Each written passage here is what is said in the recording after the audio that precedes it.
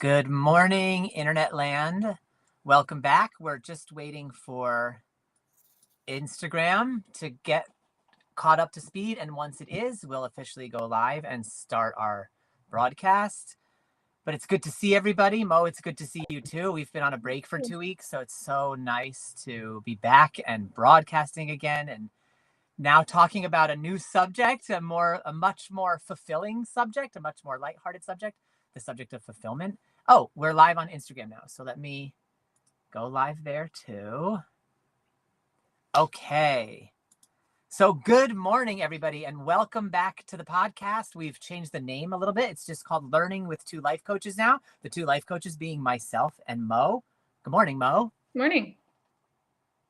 And we have a slight delay. So if you notice a tiny little pause between what Morgan and I are saying, or you notice one of us jumping on what the other one is saying, that's why. It's because there's a technological issue. It's not because we're disinterested in what the other person said or because we're so excited we want to interrupt. It's simply because there's a delay. So know that, bear with us. And the exciting thing about today is that we are starting a brand new topic. We have moved on from dissolving core fears, and we're now going to talk about finding fulfillment. How exciting is that? Because isn't that what we all want? Like, I know I do. I would much rather go through my life fulfilled than not fulfilled. And so we're going to spend the whole season talking about fulfillment. And today specifically, we're going to lay the foundation for what is the environment that's required for fulfillment to even thrive in, to even grow in. Yeah. Yeah. Okay. So we're going to talk about fulfillment, the essential ingredients that are needed to have this fulfilling environment. There's four essential ingredients. So we're going to teach you that. That's like a sort of fulfillment recipe is what I'm calling it. You're also going to learn the way science and ancient wisdom are both validating the different ingredients in this recipe. And finally, you're going to learn ways to figure out whether you're actually on the path to fulfillment or whether you're on the path to the illusory path, let's call it. It'll be more clear as we get into it, but clarity being one of the main ingredients in fulfillment, it's tricky because we have clarity from culture and then we have the deeper core clarity. That deeper core clarity is the one that we're going to need. We're going to teach you at the end how to know if you're in that clarity or the clarity that came from your programming and your upbringing. Yeah. So that's what we're going to get into today. One of the assumptions that is normally made around fulfillment is that if you are achieving some form of success, that you will be fulfilled. And those things aren't one and the same. You can be successful and also not feel fulfilled. And so pursuing fulfillment is technically a different journey or a different pursuit than just trying to achieve external goals. And the reason it's different is because the ingredients of success are different from the ingredients of fulfillment. So we'll talk about those ingredients.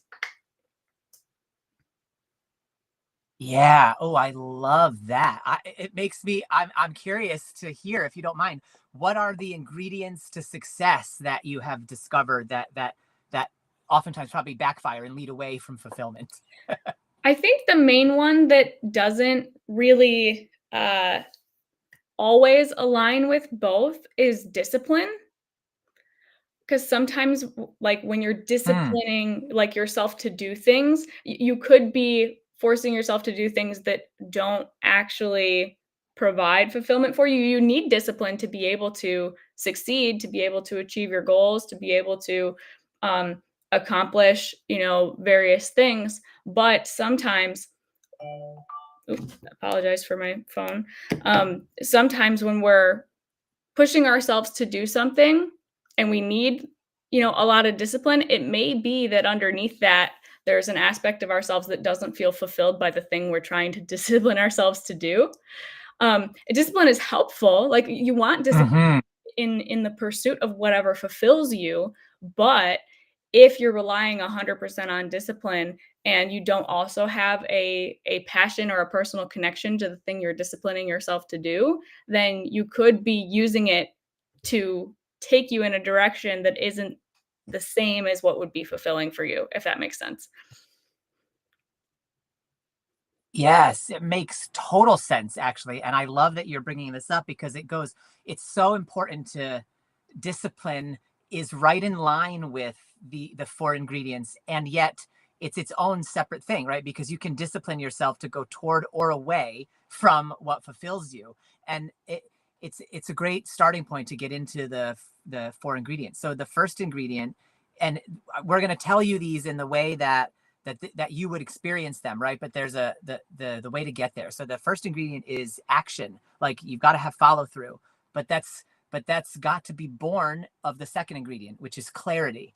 You have to have clarity. That clarity needs to come from your deep inmost core, not the quote unquote substitute for clarity that we all think we generally have, but which comes from what our parents wanted from us, what our job expects from us, what we're pressured by our peers to fall in love with back in the day. Like, whatever those interests are that may or may not actually be aligned with our core piece, they require clarity. It requires investigation.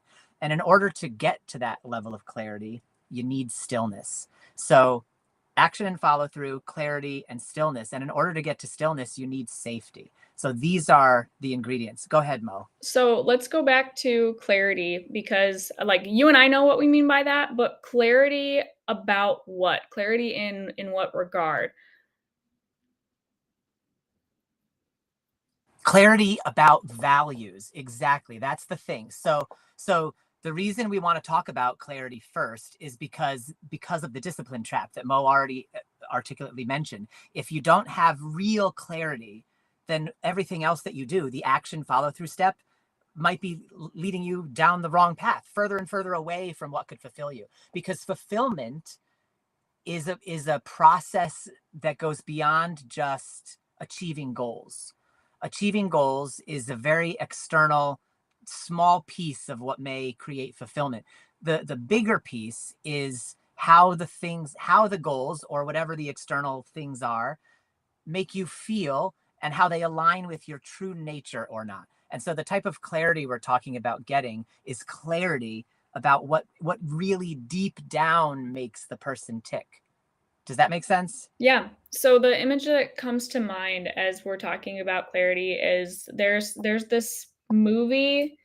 I believe it's called Soul. It's like a Pixar movie, and it's basically about finding your purpose. It's about finding like what you're meant to do in this life. And there's a scene where one of the main characters, the soul that doesn't know what their purpose is like basically in a metaphorical version of the mind where there's all these shadow figures that are saying words to the soul. And all of these shadow figures are like voices of other people. It's like discouraging things that other people have said. It's the shoulds. It's you should be this, you should be that, you can't do this, you can do that, etc. And it's all of this external feedback that is like trying to affect the way that the soul perceives itself. And so every person has all of through their socialization, through our upbringing, through our interactions with other people, we have all these ideas that have been given to us and put in our heads that didn't necessarily originate within ourselves. And so clarity is learning how to separate out those ideas, the ideas that were given to you by culture, by society, by your family, by your friends of what you should do and should want versus how you actually feel when you ask yourself, how do I feel about doing this thing? Accessing what's happening on the inside rather than the shoulds and should nots or the this is good, this is bad, the judgments that have been placed. It's figuring out what's happening on the inside of me. Like, what do I really want? What actually makes me feel motivated, makes me feel interested and curious. And those are two very different things compared to like what the external world says should be versus how you actually react and feel about something. Yeah, what a great explanation. That's so important. What a clarity inducing explanation of clarity. Thank you. And like it's so important to be constantly questioning and skeptical about what we think we know for sure. But we're actually not taught that in our culture. Our culture actually teaches us to get the right answer, to be certain, and to then doggedly pursue that certainty until everybody else agrees with you. But that's actually the opposite of the way to find fulfillment. And like an example from my life, is like, we need clarity. Clarity is not a one-time thing, right? It's not like you go, okay, what is my purpose and destiny going to be? And then you feel safe, you get stillness, you do all the ingredients, and then boom, you have an epiphany and you have clarity, and now you know your destiny. It's kind of like that, but not really like that at all. Also, it's like that in the sense that you may, through stillness, get a real sense of where you're meant to go and what you're meant to do. You will not, however, from that one epiphany moment, get clarity about the step you take tomorrow and the way you approach it the next day and how you go about it the day after that. And if it still feels like a true desire 3 years from now, that type of clarity only comes from remaining present to the moment each time, and continually checking in about clarity. Like it's a real-time continuous process of being nudged by your impulses, and then checking in with those impulses and saying, are those my impulses or are those culture's impulses? And then when you've decided they're yours through the stillness and safety that we'll get to, you then pursue those impulses. So an example of this and how it can shift comes from Martha Beck. She tells this story. It's not even in the book that we've been reading, I don't think, but it's a story I've heard from her about. She's not a screenwriter at all. She's a writer. But one day she woke up with this intense desire, a nudge. I like to call these nudges, a nudge from the universe, an impulse to screenwrite. She couldn't get rid of it. She had to do it. It was that powerful. So she followed the nudge, even though she had previous and deeper clarity about the fact that she doesn't care about screenwriting. She's not going to be a screenwriter. That's not her goal, right? One day she woke up, she was like, I have to be a screenwriter. That's my new goal. And instead of letting her mind question how that doesn't make sense based on past clarity, she just went with the deep clarity of that moment, joined a screenwriting group. The screenwriting group was apparently awful and it disbanded like 2 meetings later because whatever. But she met this woman in that group that became a lifelong creative partner. Here's the key to this story, the part that I love so much. Not that the universe nudged her in there to screenwriting to meet this woman. Awesome. But then after she met the woman, the next day she woke up and her desire for screenwriting had totally evaporated. So then that brought more clarity again. Oh, it was never about screenwriting. It was about this other thing. But had she been stuck in her story and questioning how this present clarity doesn't match past clarity, which might not match what I think is my future clarity, she would not have gone to the screenwriting meeting. And so clarity is this thing that we use to sort of plan a trajectory. And we have to use it moment to moment to moment to moment to change the trajectory in an ever-present way, because we might know the goal, but we don't know the how.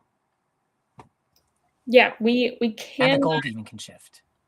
I think it's worth noting that like we cannot know Go ahead. like what the entire trajectory of our lives is going to be. Like, and Brian and I were talking about this recently because my feelings about, you know, what I want to do in the grand scheme of my life are changing. And like the only way that you figure that out is through being with yourself and asking like, okay, what do I feel inspired to do? And that can change. And it can change multiple times over the course of your lifespan.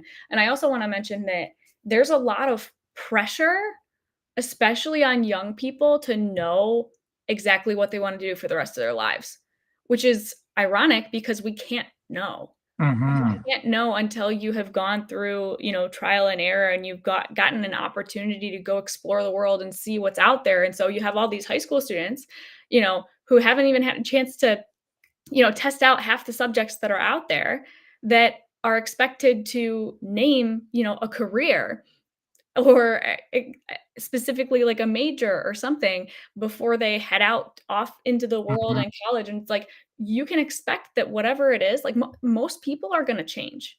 Even if you have the, you know, clarity in that moment early on in your life to say, oh, this is what I think, you know, lights me up and is exactly what I want to do for the rest of my life. Your experience as you start to pursue that could light different fires in you and then cause you to decide that you want to do something different. And I think that that happens to most people. I think you're right. I think it happens to most people. And I think the second half of that is that that happens to most people, but then most people don't honor it or make the change. And so then we have this society of misery right now because people are like, well, this is my career. I'm this close to retirement, X, Y, whatever the reasons are to stay in something that is clearly no longer fulfilling, right? Because it's got other quote unquote benefits, societal benefits, a safe nest egg when I'm 65, or I like my coworkers, or whatever our reasons are. And it's not a judgment, this stuff that we're saying. Like you're perfectly allowed to have clarity about wanting to do something else and then not do it. You're perfectly allowed, like Yeah. truly you're allowed. But that is a recipe for suffering. So you'll suffer in that scenario. No moral judgment about it. You'll just suffer, right? And Well, in so different qualities go of ahead, Mo. I can tell different you have something.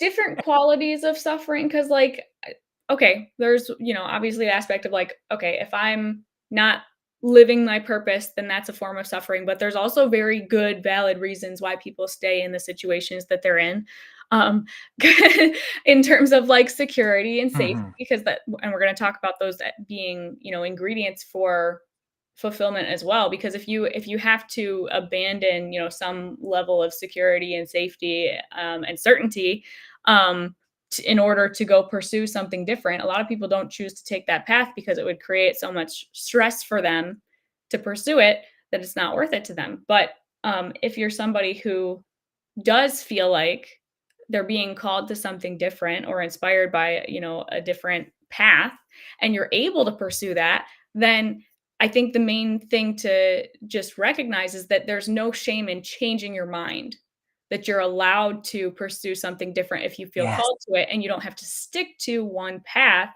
just because you said that that's what you're going to do. Like, just because I say that I'm going to do something doesn't mean that I have to do it. And there's a lot of, I've met a few students who think that, oh, I have to stick to my word at all costs, meaning that they want to, be following through on things that they say that they're going to do. But when it comes to things that you tell yourself you're going to do, if it's no longer in service of your values, if it's no longer in integrity for you to pursue this thing that you said you wanted to pursue, then by all means you can change it. It's not a crime to course correct once you've gained more information.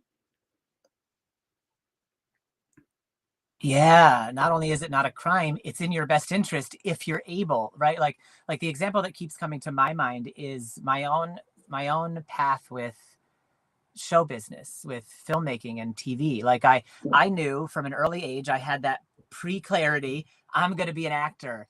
But I also had this clarity around in my teenage years, like I want to help people. It has to be meaningful. So I ended up on this missionary ship in my born again days, and I was like helping the poor and needy in third world countries and this kind of thing, or developing nations. Sorry, bad turn of phrase there, but that was really really fulfilling to me.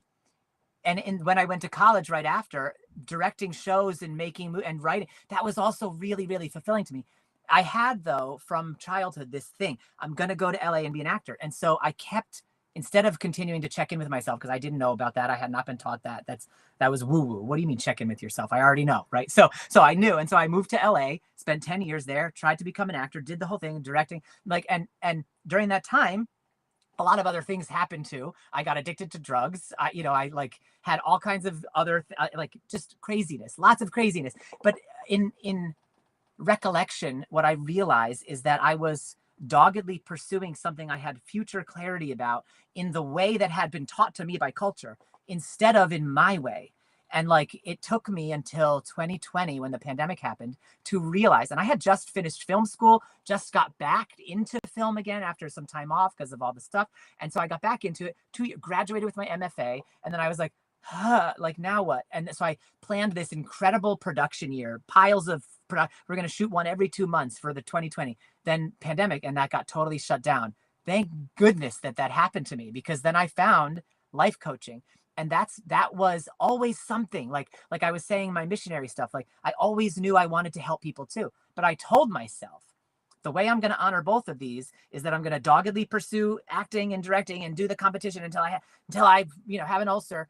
But once I make it, I'll write stories that benefit the world and right. And in practice, that's not happening at all. Like I've made 9 movies in film school. There's a horror movie about puppets and a movie about people getting stoned and, a movie about people telling all kinds of dirty secrets. Like none of those are like this edifying spiritual stuff, right? So it's like that's not actually happening. But I realized that was because I had this dogged programmed clarity about my transcendent clarity. And so the programmed clarity was making the pursuit of this fulfilling thing unfulfilling because of my methodology. So since then, I've now started checking in real time with nudge after nudge after nudge. And even if it sends me in a circuitous direction, which I can't tell how it's related to coaching, therapy, or film, I'm more likely to do it now, like Martha and the screenwriting dive.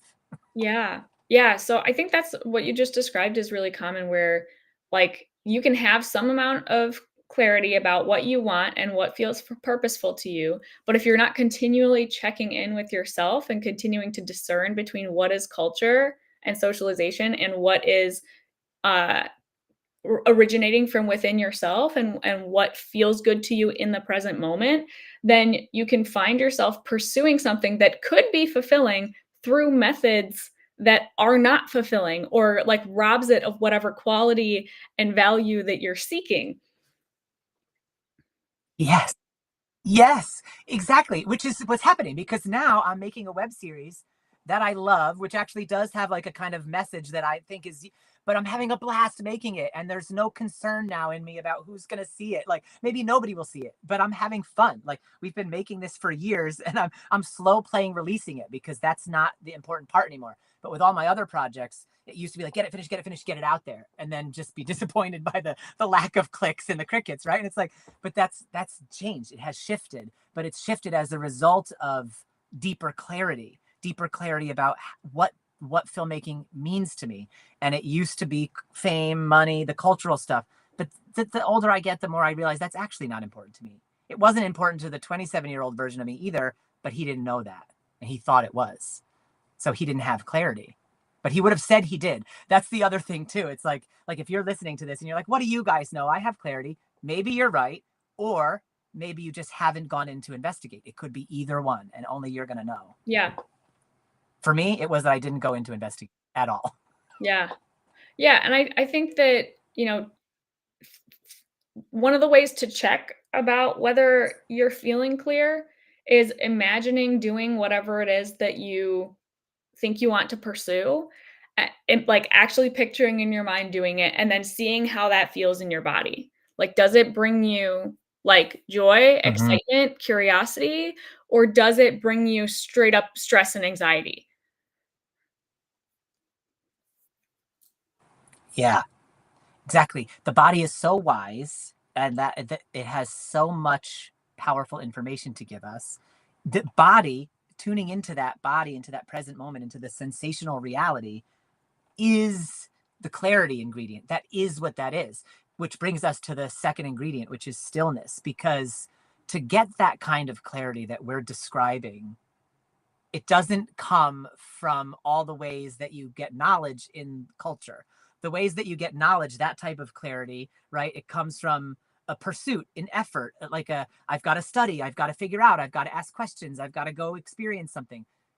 The kind of clarity that you need for fulfillment, not achievement, is born of the opposite thing. It's born of deep internal silence, which is so that ingredient. It's again very countercultural. So that's why we're talking about it in such detail, because it's almost a foreign concept. What do you mean stillness? We're busy, right? And yet stillness is the way to find clarity, the type of clarity that leads to fulfillment. And so if you're tuning into this, you probably want to have more fulfillment, right? And to embrace stillness is a way forward. In fact, um, there's a quote from Lao Tzu. He wrote the Tao Te Ching, and it says, returning to the source is stillness. It is returning to one's fate. Returning to one's fate is eternal. And I think of that as relating to fulfillment, because what is fulfilling to you when you have real clarity is your fate. It is your destiny to enjoy the life that you're living from a true nature place, not a cultural place. And so if you are in stillness, then you can return to your fate because you can find clarity about what it is you're meant to be doing. Not meant to be as in like you don't have any other choices, meant to be as in this moment, it's meant to be, because in the next moment you could have clarity about something new. It's always moment to moment to moment, but you can't receive that type of clarity with the crazy loud marketplace of the mind, as the Toltec call it, the metote, right? So we need ways to get still. In fact, I read a couple studies this week, one in 2003 and one in 2006, that talked about the benefits of stillness. One of them is that, the 2006 study was people listening to music. And after listening to crazy music, there was a group that was given silence and a group that was given soft, relaxing music, and a group that was just given a task, a soothing task to concentrate on, to see which thing, silence, soft music, or a soothing task, had the most effect. Silence by far had the most effect, and the effect that it had was to lower heart rate, to lower stress hormones. And so that silence creates the space for safety, which then creates the ability for clarity, and then the clarity creates the possibility for fulfillment. Mm.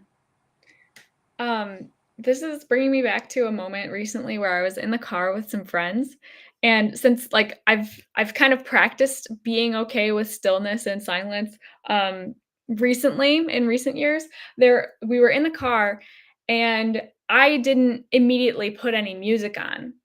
And so I'm here in the car with my friends and there's no music and nobody's talking. And for most people, like that feels very awkward. And I didn't think about it because Mhm. I like the silence like feels comfortable for me. But my friends are like, yeah, like that was awkward. And like, yeah, I can totally see that would feel awkward, but it's like you can get to a place where silence feels good to your brain, it feels comfortable, it kind of allows you to process and check in with yourself, and it like the to be okay with an absence of stimulation is really good for your mental health. Yeah. Oh, exactly. I mean, that's honestly the way you just put that is great. The absence of stimulation. How did you just say it? That's what stillness is to me. This like not seeking stimulation all the time. Just be unstimulated. Because if you're unstimulated, then you're also relaxed. You're also neutral. All of these other things that ancient wisdom has been trying to tell us to do for millennia, and it does actually create space in your brain too. The other study that I read about, rather, I'll say, it was from 2003, and it was about mice. And so it's a lot of things from mice end up being true of humans too when you get to study them. This study hasn't been replicated on humans, but to be transparent, but it's a way forward into that exploration, right? And what happened in the mice though was when they were exposed to 2 hours of deep stillness, and they had control mice that were given heavy metal, classical stillness, whatever, right? And the stillness group, actually what was associated for them was growth of new brain cells in their hippocampus in the regions specifically associated with memory and emotions. So when you embrace stillness, you're actually not only allowing your stress hormones to recuperate and your body to recuperate, but you're letting your mind relax and grow the synapses from all the things you've been trying to learn. Yep. That's why Stephen King talks about that whole, like, you get an idea and then you go on a walk, and then the boys in the basement is what he calls it. The boys in the basement throw the idea up into your brain. The boys in the basement is just you being still and letting your brain relax. That's what they are. Yeah. Well, and also it's not like if you imagine, two extremes, like one is you have absolutely nothing really happening in your brain, like your thoughts are kind of like this is mindfulness basically, is you're kind of clearing your mind and you aren't like scrolling, you're not like entertaining yourself or trying to think through your entire to-do list. That's one is like you're just still and mindful. And then the other is like, Mm-hmm. okay, you're watching a bunch of videos every 10 seconds, you're changing topics every so often, you're thinking through your entire to-do list, you have music on, you have people talking to you and a million emails and all these things. Like these are two different brains and only one of them has space to think about what Mm-hmm. you actually want from your life. You can exist perpetually in Yeah. stimulation and never stop to think, "What on earth do I want? What actually feels good to me? What are the things that I want to, work on, focus on for myself?" Like, if you're stimulated all the time, you never have a chance to even course correct in your life if something's not working for you. Whereas if you can become comfortable with Yeah, stillness, those things are it's going to so arise naturally. they're going to arise naturally. That's the key too. When you go to stillness, it's not like you're thinking in a different quality. It's like this is feverish thinking and this is somehow calm thinking. That's not actually it. Any thinking is on this side. Any and all thinking is stimulating thinking. When she's talking about the two brains, to put more of a fine point on that, we're talking about the verbal brain and the non-verbal brain. So when you go into stillness, it's not like you're relaxingly daydreaming about your to-do list as opposed to feverishly thinking about your to-do Yeah. list. There's no to-do list. You just relax in this non-verbal. Martha Beck calls it wordlessness in her book, Finding Your Way in a Wild New World. That wordlessness is also validated by many, many, many cultures. They call it silence. They call it the Tao. They call it going with the flow. And then we've talked about the science about stillness, right? So this is it. This is the bread and butter of finding your true way forward to move into the side of the brain where words can't throw you off. Because that thing we're talking about, the boys in the basement, this phenomenon of like you're trying to think through something and then you take a break and go on a walk. That the whole point of that take a break and go on a walk thing isn't so you go on a walk and keep thinking about the thing. It's like do anything. It doesn't have to be a walk. Go play video games, anything that takes your mind off of what you're trying to think about and solve. And then in the stillness of no longer being feverishly concerned with that, the answers pop up for you. Here's the rub. The answers will pop up in words because that's what we know, but it'll usually show up as a flash of insight where the words are all there at once because the words are, it's your verbal brain translating the flash of insight from your nonverbal brain, and your verbal brain has to do it really, really, really fast. The reason I'm telling you all of this is only because to illustrate that to go into stillness is to leave words fully behind and just allow yourself to just be. Pause, rest, be. Is there anything else you want to add before we wrap up for today? Because I'm seeing the time and I'm thinking, Mo, let's get into stillness and safety next week and go more, or safety rather, to go more into like how to create that so that they can leap into the realm of fulfillment. Does that sound Works for okay? me. Yes. Right on. Well, thank you everybody so much for being here. We really appreciate it. If you want to find out more about Morgan and what she does, you can do that on Instagram or the other socials at Morgan_Barbrett. You can learn about me at the Brian Hogan on social media. Otherwise, we will be here again next Thursday at 9 a.m. Eastern to learn with two life coaches more about finding fulfillment, specifically about how to create safety and what happens if your purpose shifts over time. Thanks for being here, everybody. We will see you soon.